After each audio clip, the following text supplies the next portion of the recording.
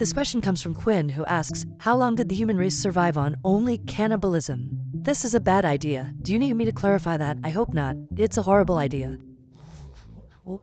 There are about 500 trillion calories of human in the world. If frozen or otherwise preserved, that would be enough, at least in terms of raw calories, to keep a tiny viable population of around 100 people alive for millions of years. It should be noted that scientists calculated the minimum viable population size out of interest in interplanetary travel, not cannibalism, but either way the number's the same.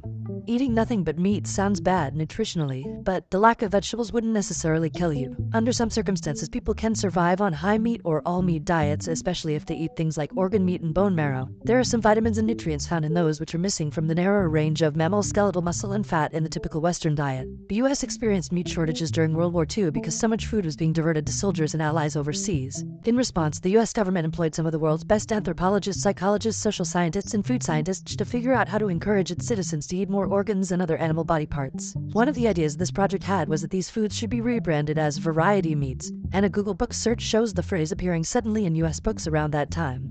There are a lot of things we don't understand about nutritional deficiencies and a lot of dispute, to put it mildly, over what kind of diets are or aren't healthy. But no matter what nutrients we would or wouldn't get in Quinn's scenario, we would face a bigger problem: contaminated food. Even if you cooked your meat, it would be hard to avoid all kinds of disease exposure as you work your way through the remains of the human population. In a small enough population, every outbreak is a pandemic. It wouldn't take long for something to wipe you out. Let's consider a different scenario, one perhaps more in line with what Quinn was imagining. What if half the population ate the other half?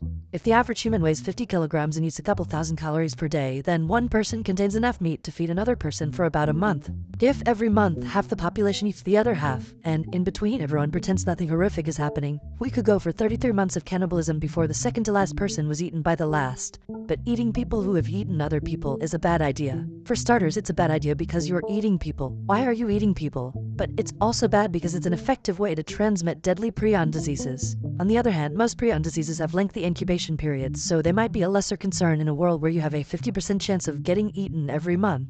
Lastly, we'd have to decide who got eaten in which round. To try to make things fair, we could pair off and flip coins. And if we did, the result would be, literally, the tournament bracket to end all tournament brackets.